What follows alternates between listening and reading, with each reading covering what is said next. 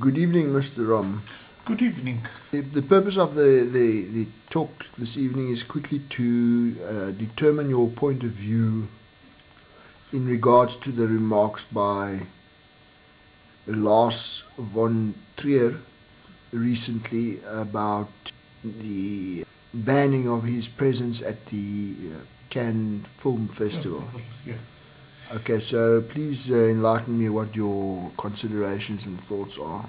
So he's, of course, as far as I know, he's a great movie producer, and for that reason only, we should contact him and try to work together with him. Now, the remarks. He remarked that he somehow sympathizes with Hitler, though he does not agree with him. Then he goes on saying that he doesn't agree with the Second World War and he has nothing against the Jews. Well, I don't agree with the First World War either. The Austro-Hungarian Empire started it and Germany followed suit. So now, what I do have sympathy for is the state of things in which Germany was after the First World War. And unfairly, it's unfair to humiliate any nation, even though it started or co-started the First World War. I have a sympathy for Germany between the two wars, and I understand that Germany, like any humiliated nation, would resort to extremist solutions. Alright, so that is some sympathy, if that is called some sympathy towards Hitler, then how would I say, let it be so?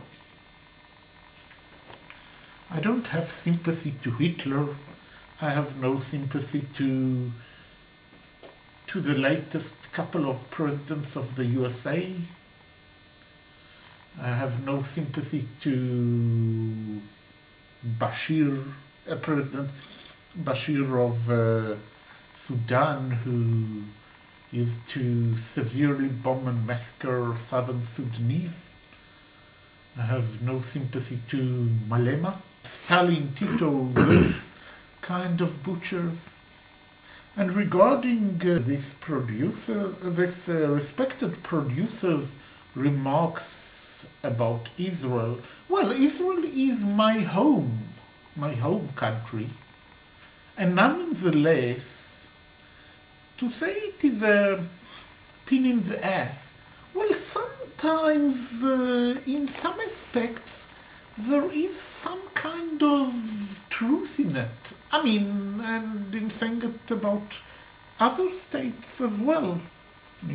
Maybe not all other states, or maybe not all other states during all times, but besides saying it is democracy, and this is not a reason to ban anybody from the Cannes Festival. About sympathy for Hitler, so as I said, well, it depends what kind of sympathy. If there's a sympathy for Germany between the two world wars, well, I have also sympathy towards Germany. At least after the First World War to the early 1920s. Yes, I have sympathy to those Germans at that time. Now, coming back to Israel being whatever, the thing is, Prophet Hosea, I would like to read in the Bible in English what it says. Yes, titled, Israel's Unfaithfulness Punished. Say to your brothers, you are my people and your and to your sisters you have received mercy. Plead with your mother, plead, for she is not my wife, and I'm not her husband, that she put away her whoring from her face, and her adultery from between her breasts, lest I strip her naked and make her as in the day she was born, and make her like a wilderness, and make her like a parched land, and kill her with thirst. Upon her children also I will have no mercy, because they are children of whoredom. For their mother has played the whore. She who conceived them has acted shamefully. For she said, I will go after my lovers who give me my bread and my water, my wool and my flax, my oil and my drink. Therefore I will hedge up her way with thorns, and I will build a wall against her, so that she cannot find her paths. She shall pursue her lovers, but not overtake them, and she shall seek them, but shall not find them. Then she shall say, I will go and return to my first husband, for it was better for me then than now. And she did not know that it was I, that is what God says, who gave her the grain, the wine, and the oil, and who lavished on her silver and gold, which they used for Baal. Baal is a kind of adultery, a kind of yes, of a false god. I mean, well, anyway, and then God proceeds to say, I gave her everything, and indeed, the land of Israel in the last 60 years, since Israel declared itself as an independent state, as a state, Israel flourished. Israel has a lot of production.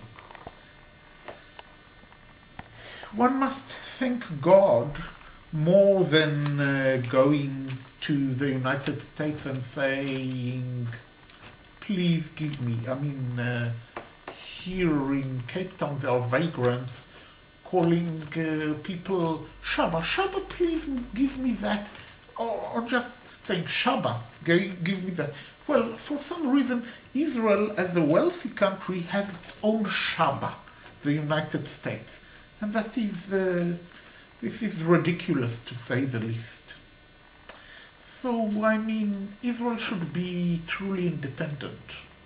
Please God, I wish Israel would be truly independent. And then it would be respected. That is what I have to say on this subject. Okay. Thanks very much. I have just one more question quickly, and I want to put this in front of the camera so that it becomes visible. And then pass it to you. Avigdor Esking, it appears, has asked a question or made a statement that he would join the AWB if it changed its symbols. Now, we previously had a debate about the significance of the 3 sevens. Yes. So the AWB's symbol is not a swastika, but some may say it was a kind of an adoption of a swastika in a variation. Well, how would I say it? The Second World War ended before I was born, before the Honorable Avigdor Esking was born. Yes, he is our age. Yes, he's a little bit older than us. Give or take 5 years. But yes, but he wasn't born in the Second World War. So I think I would also say Prince Harry showed some leadership, but not being politically correct as other people would expect him. One time he wore a fancy dress of a Wehrmacht soldier of the Second World War, fine. I mean, that only shows some kind of leadership. I mean, I know that his grandmother knights some NATO leaders. My view about NATO is Nazis bombed Serbia and NATO bombed Serbia. And that is my view about NATO. Okay. Were there, given the opportunity that the AWB would evolve into something else, Yes. do you think that Avigdor Esking would accept a flag or a symbol that is the Star of David in blue, is the Star of David in red enclosing the blue Star of David, or alternatively something like this?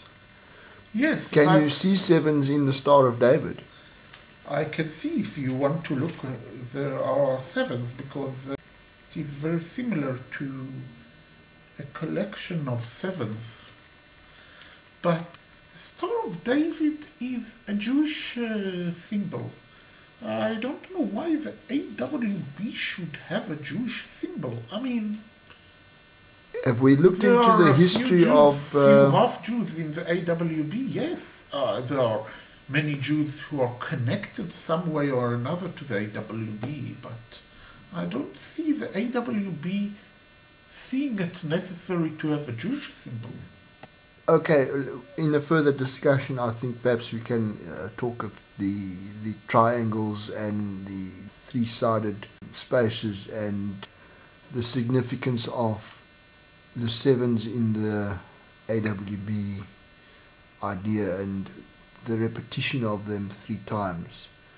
Yes. Of course, in the Bible there is a great meaning to the number 7 and a great meaning to the number 3, and there are 3 colors in the AWB flag. So, well, everything has some meaning besides somehow coping or variating the swastika. But as I say, if you variate the swastika, then already you're not,